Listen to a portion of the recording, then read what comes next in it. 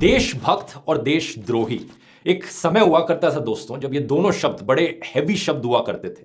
जब कोई इन शब्दों का इस्तेमाल करता था तो कुछ मायने होते थे उसके कि इनसे मिली ये एक बड़े देशभक्त टाइप के इंसान है, कोई बड़े ब्रेव आर्मी ऑफिसर हैं, या कोई सोशल वर्कर जिन्होंने हजारों पेड़ प्लांट कर दिए हों, या कोई एक्टिविस्ट जो किसी सोशल इवल के खिलाफ लड़ रहे हैं। और सिमिलरली देशद्रोही और गद्दार शब्द भी बड़े हैवी शब्द हुआ करते थे। जब भी आप देशद्रोही या गद्दार शब्द को सुनते थे तो आपके दिमाग में जो पिक्चर आती थी एक ऐसे इंसान की आती थी जिसने कोई मान लो टॉप मिलिट्री सीक्रेट्स किसी दुश्मन देश को लीक कर दी हो, या कोई स्पाई कर रहा हो किसी दुश्मन देश के लिए। लेकिन आज के दिन क्या हो गया है, ये देशभक्त और देशद्रोही होने के सर्टिफिकेट्स बल्क में बांटे जाते हैं। ये देशद्रोही, वो देशभक्त, तू देशद्रोही।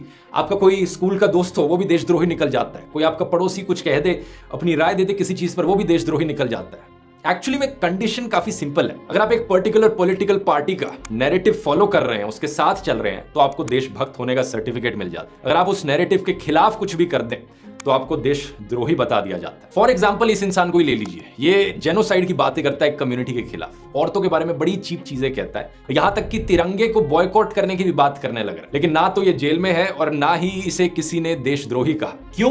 क्योंकि एक पर्टिकुलर पॉलिटिकल पार्टी के नैरेटिव के फेवर में बात करता है। लेकिन जरा सोचकर देखिए, नसरुद्दीन शाह जितने बड़े कलाकार, उन्हें देशद्रोही का लेबल कैसे मिल गया? एक इंसिडेंट हुआ था आज से कुछ साल पहले बुलंदशहर के पास, जहां पर एक गांव में 3 गाय की लाशें पाई गई। इसके बाद एक भीड़ ने, जिसे एलिजिडली लीड किया जा रहा था बजरंग दल के मेंबर्स के द्वारा, उन्होंने जाकर एक पुलिस थाने पर आग लगा दी। फिर दंगे देखे गए, कुछ गाड़ियों पर भी आग लगाई गई और फिर गन फायर हुई, जिसमें एक पुलिस इंस्पेक्टर सुबोध कुमार सिंह की हत्या हो गई। साथ में एक स्टूडेंट सुमित कुमार भी मारे गए। और जो एडिशनल सुपरिटेंडेंट थे पुलिस के, उन्होंने स्टेटमेंट दी इस इंसिडेंट के बाद कि cow killers are a top priority. जो मर्डर और राइटिंग हुई उसे हम बाद में देखेंगे, पहले हम गाय के हत्यारों को पकड़ेंगे। तो हुआ ये था कि नसरुद्दीन शाह बड़े शॉक हो गए इस इंसिडेंट को देखकर, और उन्होंने कहा कि एक गाय की हत्या के ज्यादा मायने हैं एक इंसान की हत्या के कंपैरिजन में। एज एन इंडियन इस बात को सुनकर उन्हें बड़ी चिंता होती है और इसी चीज को लेकर उन पर देशद्रोही का लेबल लगा दिया गया, क्योंकि ऐसी बातें बोलना एक पर्टिकुलर पॉलिटिकल पार्टी के नैरेटिव के खिलाफ जाता है। रवीश कुमार को ही ले लीजिए, मीडिया का काम है असली इश्यूज पर बात करना, जो प्रॉब्लम्स हैं देश में उन्हें हाईलाइट करना ताकि उन्हें सुधारा जा सके। तो रवीश कुमार जब inflation, unemployment, public universities, jobs जैसे इश्यूज पर बात करते हैं,